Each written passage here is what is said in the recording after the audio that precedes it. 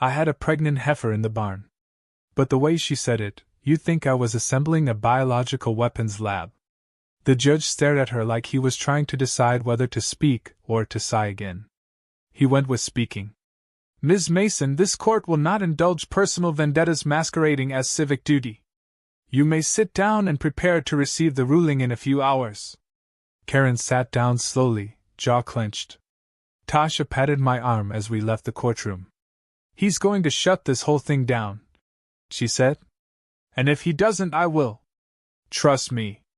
We got lunch at a diner down the street. I had no appetite, but I ordered a slice of cherry pie because it felt like the kind of day that deserved it. While we ate, my phone buzzed. The court had emailed the ruling. I opened it with shaking hands. The case was dismissed. Every one of Karen's complaints was rejected. The judge went further. He issued a warning to Karen about legal harassment, stated she had no standing to enforce made-up rules, and ordered her to pay all court fees. I read it twice just to be sure. Then I looked at Tasha and said, "That's it." She smiled. Not quite. That afternoon, as I returned to my property, I found 2 state inspectors waiting at the gate. Karen, despite the ruling, had filed an anonymous complaint with the Agriculture Board. She claimed I was illegally breeding exotic animals. The inspectors were polite, almost embarrassed.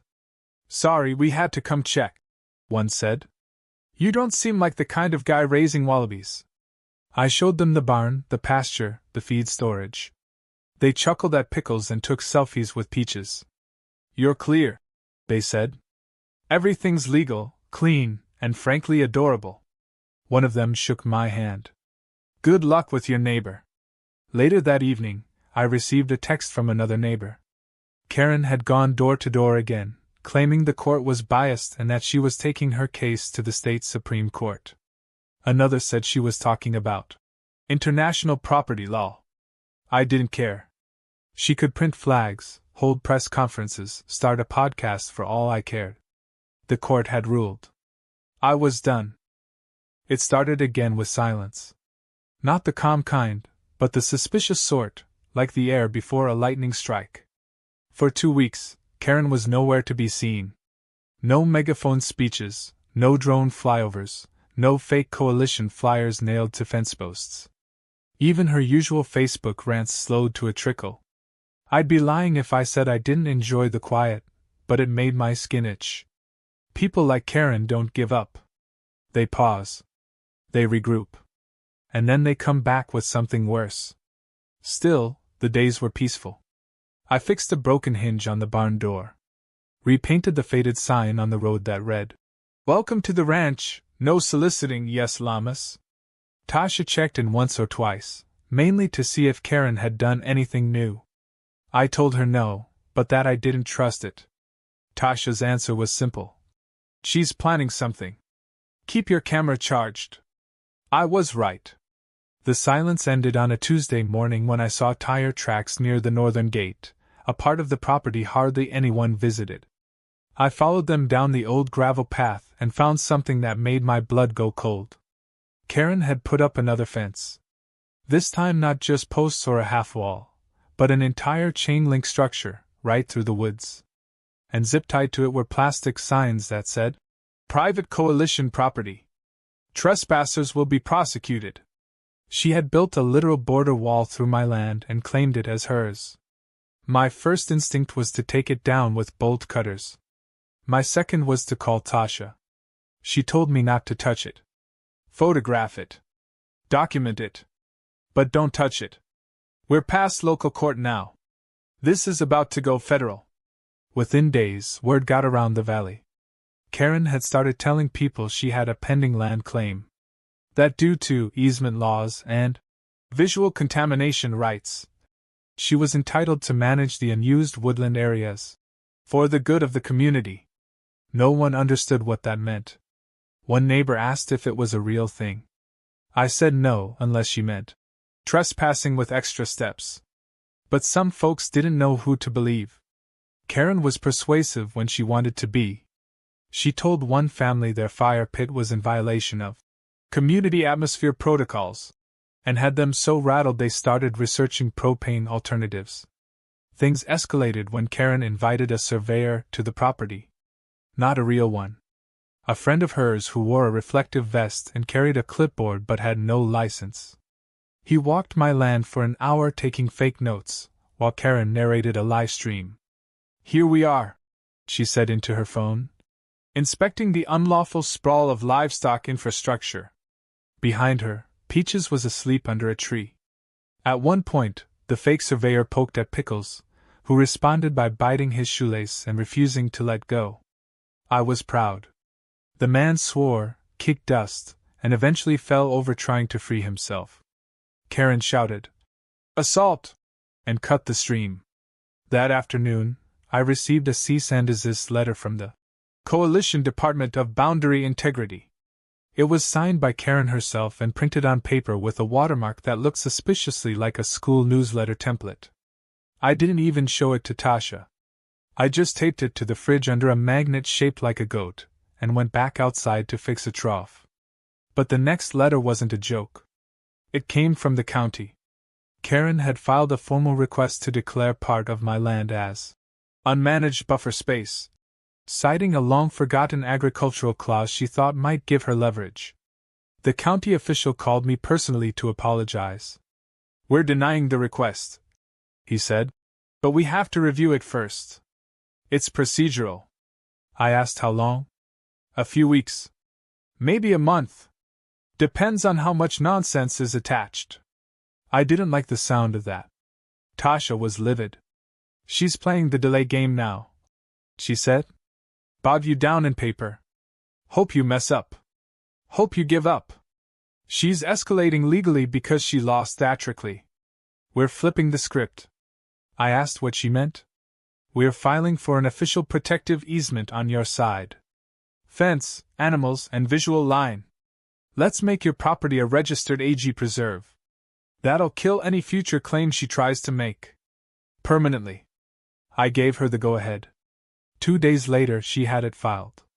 But while the paperwork crawled through the system, Karen went on the attack. She filed complaints with animal control. Claimed my chickens were aggressive. Claimed Peaches had kicked a child. Claimed my rooster was a biohazard due to feather debris. Animal control came. Took a quick look. Drank coffee on the porch with me.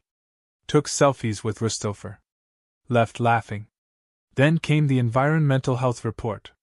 Karen had said my compost bin was emitting toxic spores. That inspector showed up in a hazmat suit. Left 20 minutes later after realizing it was just coffee grounds and old lettuce. "You're cleaner than half the restaurants in town," he said. "But man, your neighbors got energy." But the real climax came when Karen called 911. Not for a noise complaint or trespassing. No, she reported a chemical leak. Said she saw me pouring strange liquids into the soil, and feared a possible meth lab. The sheriff arrived with lights flashing, along with 2 deputies and a very tired-looking environmental officer. I greeted them in my usual way, holding a bag of goat vitamins and a coffee cup. I walked them around the barn, showed them the mineral supplements, the chicken feed, the water filtration system I'd installed last year. One deputy asked if Karen had ever taken a science class. The other said she might be trying to set a record for false calls. The sheriff just nodded and said, "This is it. This is the last straw." Tasha filed a harassment suit the next day. And this time, we didn't just request damages. We requested a restraining order. Full perimeter protection. No drones, no visits, no fake surveyors, and no more 911 weaponization. The judge granted it within a week. Karen was served the order by the same sheriff she'd called on me, and according to rumor, she tried to argue with him about sovereign citizen rights. He wasn't having it. Neither was the county. They started reviewing all her filings. A few of them, especially the fake agency letters, might lead to fraud charges. And just like that, it stopped. No more signs. No more noise. Karen vanished from the street, the group chats, the courtroom. Some said she left town to visit her sister. Others said she was staying quiet on advice from a lawyer. I didn't care. I was back to mornings with chickens, lazy afternoons with goats, and evenings with Peaches resting her head on the fence, humming her weird llama sounds as the sun went down. A few neighbors dropped by in the weeks that followed. Brought pie, firewood, even one handmade sign that said, "Llamas welcome." One guy said, "Don't know how you kept your cool, man. If it were me, I'd have flipped a table by month 2. I told him I came close. But when someone tries to turn your peace into chaos, the best revenge isn't yelling louder. It's building a life so calm, their noise has nowhere to echo. I didn't expect to hear her voice again, not so soon. The restraining order was still in effect, the lawsuits settled, and for almost 2 full months, the valley had returned to its natural rhythm, goats bleating in the early morning, chickens strutting across the dirt yard like they owned the place, and Peaches the llama serving as unofficial guardian of the back pasture. Even the neighbors had relaxed. People waved more. Someone hosted a small bonfire party and invited me without hesitation.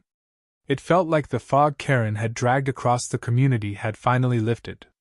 But then one morning, just as I was finishing repairs on the roof of the shed, my phone buzzed. It was a voicemail from a block number. I hit play and stood still as the audio filled the quiet. It was her. Karen. Her voice was slower now, less manic, but still soaked in that same brand of indignation. She said she was willing to discuss terms for a peaceful resolution. That she was reflecting on recent events, and that she believed we could move forward under new mutual agreements. I played the message twice, then 3 more times, trying to decide if it was bait or if she'd finally snapped clean off the tree of reason. I forwarded the voicemail to Tasha, who called me within minutes. She was already laughing when I picked up. "Terms?" she said. "She thinks this is a hostage negotiation?" I asked if I should respond. Tasha said no. Let her stew. She's not contacting you to apologize.